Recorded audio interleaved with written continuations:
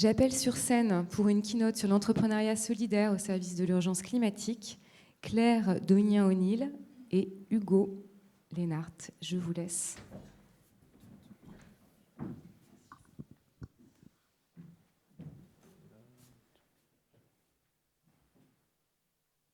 Bonjour à tous. Alors, nous, on va partager nos anti-sèches avec vous. Alors aujourd'hui, on va vous parler de Time for the Planet en 15 minutes. Et surtout, moi, je vais vous en parler le plus rapidement possible. Et Hugo vous expliquera en quoi ça vous concerne, Time for the Planet. Et comment est-ce que vous pouvez nous rejoindre et nous utiliser également. Alors, Time for the Planet est né d'un constat qui est celui qu'a partagé Cédric avec vous tout à l'heure, qui est de se dire la transition, elle se fera en démarrant par des actions individuelles, des gestes que nous pouvons chacun poser aujourd'hui, maintenant, sans demander l'avis de personne. Et ça va démarrer comme ça. Et c'est la même chose pour les entreprises. Il y a tout le travail que vous allez pouvoir commencer à faire, vous, tout de suite, maintenant. Qu'est-ce que je peux réduire maintenant, tout de suite? Et puis, on fait ce premier chemin, mais on va se rendre compte qu'au bout d'un moment, on est un peu bloqué dans sa capacité à changer. Parce que, prenons l'exemple d'un individu qui se dit je vais me débarrasser de ma voiture et puis je vais la remplacer par un vélo électrique. Bon, déjà, il va beaucoup baisser son empreinte. Enfin, il y a toute une part de l'empreinte qui va rester, qui est liée à l'empreinte carbone du vélo électrique qu'il aura acheté. Et cette empreinte-là, quelle capacité d'action a-t-il, lui, en tant qu'individu, pour bouger sur ce sujet-là? Et en fait, c'est ce constat-là qui a précédé la création de Time for the Planet, qui a été créé par des citoyens, des entrepreneurs qui ont fait ce constat-là. C'est je prends conscience de l'urgence absolue face aux défis climatiques, je prends conscience du fait que je dois bouger individuellement, donc je pose ces gestes, et puis tout d'un coup, je suis coincée, et puis j'aime pas ça. Et je me dis, qu'est-ce que je peux faire? Qu'est-ce qu'on peut faire pour aller un cran plus loin? Qu'est-ce que je peux faire pour étendre ma capacité d'action? Et donc, c'est de là qu'est né Time for the Planet, c'est de se dire, en fait, pour pouvoir faire en sorte que ce vélo qui m'arrive soit moins carboné, il faut que je puisse agir sur le fait qu'on puisse déployer des innovations qui vont permettre de décarboner la manière dont ce vélo va être fabriqué, transporté, etc. Et donc, c'était ça l'idée de Time for the Planet. Ce qu'on a réalisé en discutant avec des scientifiques, c'est que les innovations qui permettent ça, pour la plupart, elles existent déjà, donc ça c'est une bonne nouvelle, mais elles rencontrent un certain nombre de freins pour se déployer à grande échelle. Elles rencontrent 3 freins principaux: le manque de financement, parce que c'est des innovations qui sont dans les laboratoires, donc c'est de l'investissement risqué, si je puis dire. Le manque de compétences entrepreneuriales des équipes techniques scientifiques qui portent ces innovations, qui ne sont pas des entrepreneurs, ne sont pas les mêmes compétences.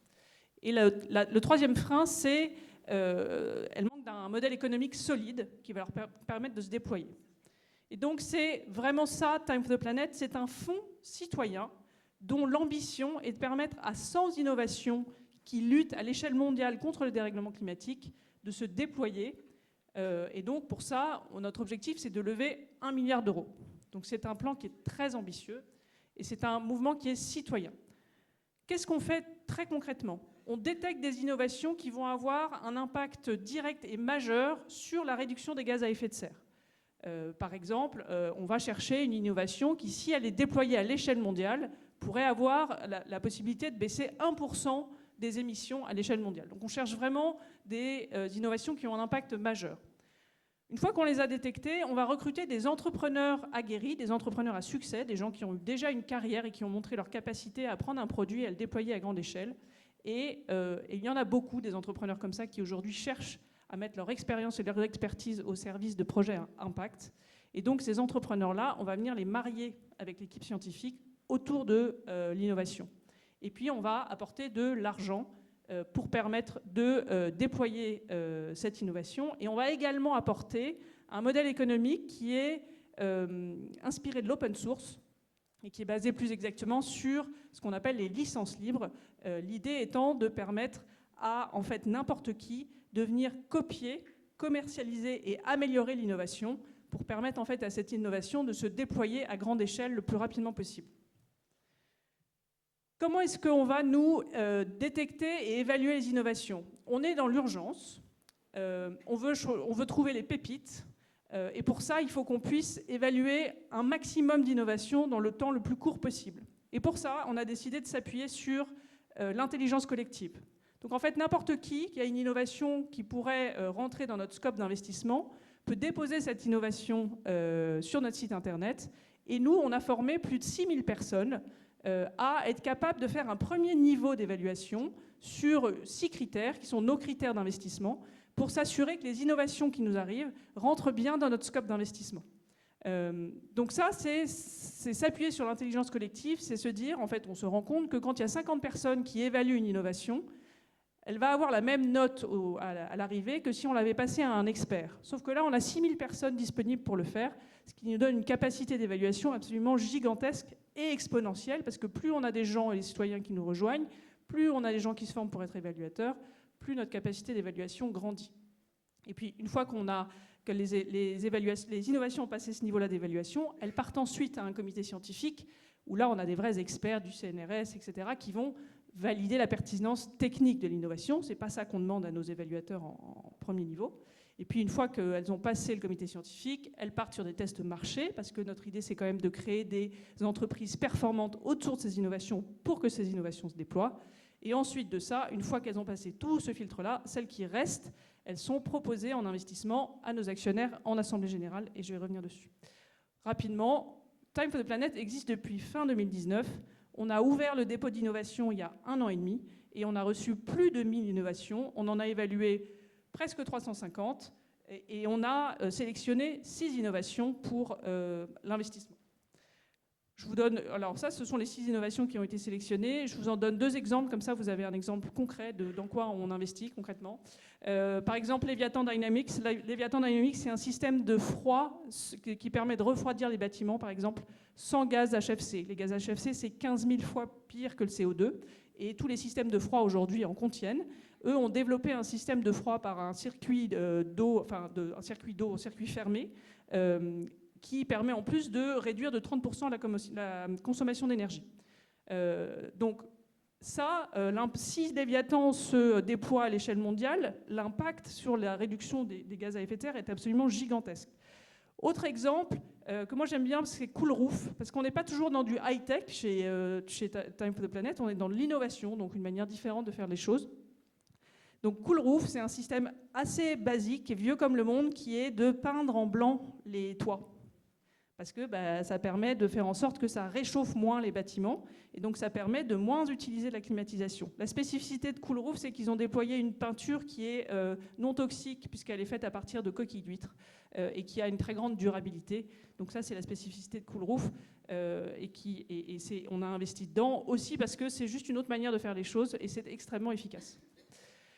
Time, au-delà de l'intelligence collective sur laquelle on s'appuie, on a voulu, pour maximiser notre impact, on a voulu développer un modèle d'entreprise complètement unique qui repose sur 4 piliers. Le premier, c'est la non-lucrativité. Alors c'est un peu étrange, on est une entreprise, on n'est pas une association, on n'est pas une ONG, on est vraiment une entreprise. La non-lucrativité, elle repose sur le fait qu'en fait 100% des bénéfices de notre activité d'investissement est réinvesti en fait dans des innovations. Donc on ne distribue pas de dividendes financiers à nos actionnaires. Le deuxième élément très fort chez nous, c'est qu'on est complètement orienté impact. Et donc ce qu'on va distribuer à nos actionnaires, ce sont ce qu'on appelle des dividendes climat. Donc un dividende climat, c'est 1 tonne de CO2 réduite ou captée grâce aux investissements. Vous possédez 10% de Time for the Planet et vous récupérez 10% de l'impact positif des investissements faits par Time for the Planet. On est complètement orienté impact puisqu'on a limité notre budget de fonctionnement à 10% de notre levée. Donc on n'utilisera jamais plus de 10% de notre levée pour financer notre fonctionnement. Et dans cette limitation également, nous avons limité les salaires des dirigeants à maximum 4 fois le SMIC. L'autre élément important du modèle, c'est que c'est un modèle qui est ouvert à tous, et ça c'est essentiel. En fait, on voulait créer un outil qui permette à tous les citoyens d'avoir un moyen d'agir. Et donc, pour devenir actionnaire de Time for the Planet, vous allez sur notre site internet et en 3 minutes, vous pouvez devenir actionnaire en achetant une action à 1 €. Voilà. Donc, vous pouvez être actionnaire de Time for the Planet à partir de 1 €. On a des actionnaires à 1 €, on a des actionnaires à 2 millions d'euros. Voilà. Tout le monde peut devenir actionnaire de Time for the Planet. L'idée, c'est d'agir collectivement parce qu'on sait que c'est le collectif qui nous permettra de répondre aux défis climatiques. Et puis, le quatrième élément important, c'est l'élément open source. Mais ça, je vous en ai déjà parlé. On ne veut pas créer 100 entreprises. On veut vraiment créer 100 marchés mondiaux, permettre aux entreprises, aux innovations de se déployer à l'échelle mondiale. En gros, on en est où aujourd'hui? On est le plus grand crowdfunding d'Europe. On a levé 12 millions d'euros en 2 ans et demi. On a rassemblé 66 000 actionnaires, plus de 66 000 même aujourd'hui, et on est la plus grande communauté citoyenne dédiée au climat sur Internet en France, avec 100 millions de portées annuelles sur les réseaux sociaux. Je vais passer la parole à Hugo qui va vous expliquer en quoi tout ça, ça vous concerne. Merci Claire. Vous devez vous demander au début de la présentation combien de personnes connaissaient déjà Time, parce qu'elle n'a pas fait, mais est-ce que des gens connaissaient déjà Time? Ah, pas mal. Je m'occupe du coup de la communication vidéo et mon job c'est de faire en sorte que plus de gens connaissent, donc c'est pas mal. On fait plutôt bien notre job. Et combien de personnes sont actionnaires de Time for the Planet? Ah, pas mal. Beaucoup moins quand même, beaucoup moins. Du coup, moi je m'occupe de la communication vidéo et notre but c'est de faire vraiment connaître Time le plus rapidement possible, le plus de monde possible. Et pour ça on a plusieurs leviers de visibilité. Le premier c'est notre budget publicité qui s'élève à 0 €. On dépense 0 € en publicité, on n'a jamais fait de post sponsorisé, de pub, donc ça complique un peu la tâche, mais du coup on fait avec 2 autres choses qui sont les opérations collectives et beaucoup de coups de main. Donc je vous en parlais très rapidement et vous allez voir en quoi ça consiste. Nos opérations collectives, donc si vous êtes associé de Time for the Planet, pour ceux qui le sont ici, plusieurs fois dans l'année, on va envoyer à tous nos associés un visuel et un message qu'ils vont devoir. On va leur proposer de poster sur les réseaux sociaux. On fait ça sur une période très courte, 24 heures, 48 heures. Et ce qui se passe, c'est que tout le monde reçoit ce visuel et va aller le poster massivement sur son LinkedIn, son Instagram, etc. Et donc là, par exemple, c'est la dernière opération collective, au 1er août. On avait 58 300 associés au 1er août et on voulait atteindre les 60 000 sur 24 heures. Donc on a demandé aux gens de poster ça, sachant que sur une journée d'habitude, on fait 100 associés. Là, on voulait 1700 sur la journée, donc c'était un bon pari. Mais on s'est dit, bon, on va bien voir, avec tous ces citoyens, peut-être qu'on va y arriver. En 24 heures, on a eu 2700 nouveaux associés, donc on a fait 27 fois mieux qu'une journée normale. Il y a vraiment eu beaucoup de gens, il y avait des moments où il y avait jusqu'à 10 associés à la minute, c'était assez impressionnant. Et tout ça que grâce à notre communauté d'associés et aux gens qui postent d'eux-mêmes sur les réseaux sociaux, il n'y a eu aucune pub, rien du tout. On fait une prochaine opération collective au mois de décembre, où là, le but, ça sera de passer à 100 000 personnes actionnaires de Time for the Planet. Et pour ça, on va avoir besoin de beaucoup de relais, à la fois nos associés, mais aussi plus largement.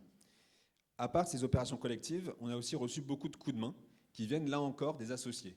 Le premier gros coup de main, c'était il y a plus d'1 an, un associé qui connaissait quelqu'un chez JCDecaux, et qui a dit, bon, on va essayer de remonter un peu les échelons chez JCDecaux pour voir s'ils peuvent nous offrir une campagne. Et c'est vraiment parti de quelqu'un tout seul qui a demandé à son pote chez JCDecaux. Et c'est remonté assez vite. Et JCDecaux a accepté de nous offrir une campagne valorisée à plus d'1 million d'euros sur des panneaux dans des dizaines de villes en France avec cette belle affiche « Pisser sous la douche ne suffira pas » et qui a été diffusée partout en France pour vraiment 0 €. C'est JCDecaux qui nous l'a offert. Et ça, c'est parti d'une seule personne qui s'est dit « Moi, je peux faire un truc sympa pour Time for the Planet, donc je me lance ». Un autre coup de main qu'on a reçu, c'est un associé qui est plongeur, il est champion du monde d'apnée. Il nous a dit « Ça serait sympa de faire une vidéo avec des sportifs ». On a fait « Ouais, c'est sympa, mais on ne connaît pas de sportifs et on ne saurait pas quoi leur faire faire ». Il nous a dit pourquoi est-ce qu'on ne ferait pas une vidéo avec des sportifs qui font leur sport, mais sans les bons outils, pour montrer qu'avec les mauvais outils, on n'arrive pas à faire grand-chose. Et il se trouve que quelques semaines plus tard, on nous a introduit à Sébastien Chabal. Donc on a demandé à Sébastien Chabal de faire du rugby avec un poney. Je vais juste vous montrer, ça dure 30 secondes, je vais juste vous montrer ça. Sébastien Chabal à l'attaque. Mais qu'est-ce que tu fais? Lève les mains! Attrape-le le ballon! Merde! Allez! Quand on n'a pas les bons outils, on a beau être le meilleur, ça ne marche pas. C'est pareil pour le climat. Découvrez Time for the Planet, l'outil citoyen pour lutter contre le dérèglement climatique. Hein, Claire? Voilà, donc ça, on a fait ça avec Sébastien Chabal qui a gentiment accepté de le faire gratuitement pour nous. Cette pub a été reprise sur pas mal d'endroits, dont Le Bon Coin, donc merci Le Bon Coin pour d'avoir diffusé la pub. On est passé sur France Télé après 20h, on est passé sur tous les réseaux BFM. Donc tout ça, c'est aussi grâce à un autre associé qui allait les voir et qui a fait « Regardez, c'est cool, il travaille pour une régie pub, est-ce que vous pouvez diffuser ça ?» Ils ont accepté. Donc ça, c'est pour montrer qu'en fait, on a vraiment besoin de... Enfin, on marche comme ça, au coup de main, aux gens qui nous filent un coup de main pour une raison ou une autre. Donc, comme dit notre slogan, nous sommes des milliers et soyons des millions. Vous pouvez à titre individuel, si vous le souhaitez, que vous connaissez déjà Time for the Planet, nous rejoindre. Ça prend, comme a dit Claire, 3 minutes sur notre site join-time.com. Et vous pouvez devenir vous aussi associé de Time for the Planet et faire partie de l'aventure comme 66 000 autres citoyens. Et si votre structure a envie de donner un coup de main à Time for the Planet, c'est aussi possible. Il y a nos adresses là, hugo@time-planet.com ou claire@time-planet.com. Et on sera très heureux d'avoir un de vos coups de main si le projet vous intéresse. Merci beaucoup.